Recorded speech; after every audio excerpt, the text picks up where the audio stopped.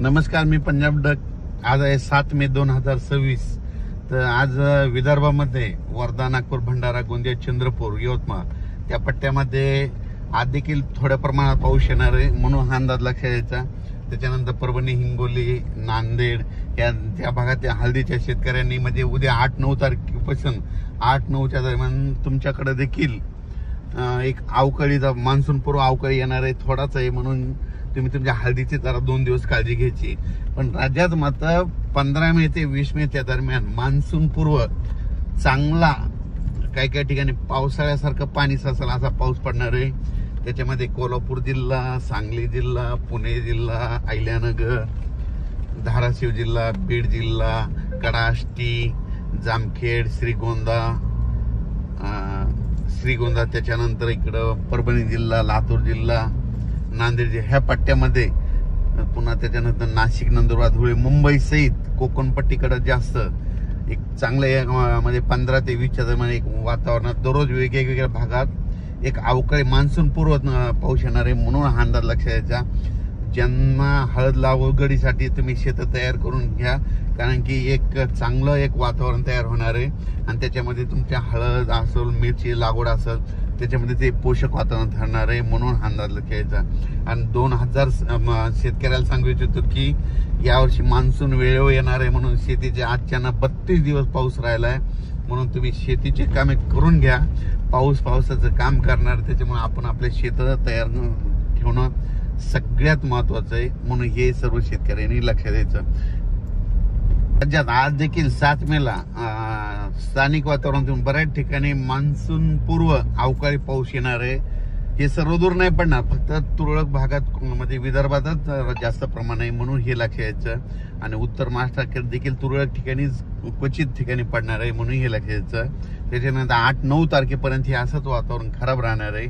Monsoon पूर्व अवकाळीचा पाऊस आहे हे, पण 15 ते 20चा मात्र चांगला पाऊस पडणार आहे. म्हणून हा अंदाज सर्व शेतकऱ्यांनी लक्षात घ्यायचा. सध्या आज 7-8-9च्या दरम्यान म्हणजे आज देखील 6 तारखेला देखील विदर्भामध्ये वर्धा, नागपूर, भंडाराकडे पाऊस पडेल. पण त्याच्यानंतर तुम्हाला सांगू इच्छितो की राज्यामध्ये मात्र 15 ते 20च्या दरम्यान एक काय होणार आहे, बंगालच्या खाडीमध्ये एक चक्रीवादळ तयार होईल. आणि ते चक्रीवादळ काय होईल, एक कर्नाटक आणि महाराष्ट्राच्या ह्या दोन्ही मदत होऊन जाईल. जर महाराष्ट्र आणि कर्नाटकच्या त्या बॉर्डरनं जर गेलं तर त्या गेल्याच्या नंतर काय होईल, कर्नाटकमधून जरी गेलं तरी महाराष्ट्रात त्याचा पाऊस पडणार आहे आणि ते अवकाळी पाऊस पडणार आहे. आणि अवकाळी पाऊस पडला असल्यामुळं महाराष्ट्रामध्ये 15 मे ते 20 मे दरम्यान चांगला पावसाळ्यासारखा पाऊस पडणार आहे. म्हणून हा अंदाज सर्व शेतकऱ्यांनी लक्षात यायचा. मग ते सांगायचं झालं तर पाऊस नांदेड जिल्ह्यात खूप पडेल, मग 15 ते 20चा.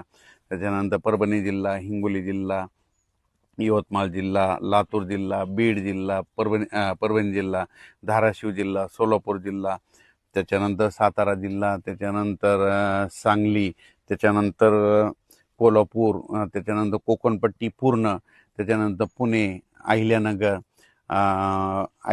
श्रीगोंदा, दौंड ह्या पट्ट्यामध्ये चांगला पावसाळ्यासारखा पाऊस पडणार आहे.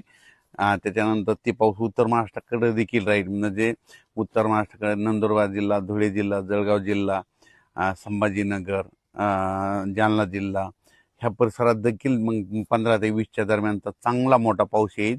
म्हणून हे अंदाज सर्व शेतकऱ्यांना लक्षात यायचा.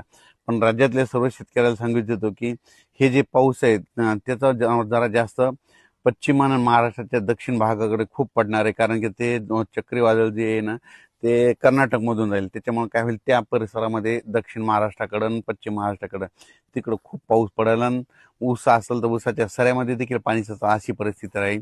म्हणून हे लक्षात यायचं. आणि राज्यातल्या सर्व शेतकऱ्याला एक महत्त्वाची आनंदाची बातमी तुम्हाला एक सांगू इच्छितो की 13 मे ते 17 मेच्या दरम्यान म्हणजे आत्ता मान्सून अंदमान बेटावर दस्तक देणार आहे. म्हणून हा अंदाज सर्व शेतकऱ्यांनी लक्षात यायचा. तसं तर 12 मेला समजा दस्तक देईल, पण डिक्लेअर कधी करते त्याच्यावर अवलंबून आहे. मात्र 13 मे ते 17 मेच्या दस्तक दिल्याच्या नंतर या वर्षी वेळेच्या अगोदर म्हणजे 5-6 दिवसांत पाऊस मात्र दाखल होईल. म्हणून हे लक्षात यायचं. म्हणजे आजच्यानं कंप्लीट पेरणीसाठी कंप्लीट 33 दिवस राहिलेले आहेत, पाऊस यायला 33 दिवस राहिलेत. म्हणून हा अंदाज सर्व शेतकऱ्यांनी लक्षात यायचा आणि आपण आपल्या शेतीची कामे करून घ्यायची.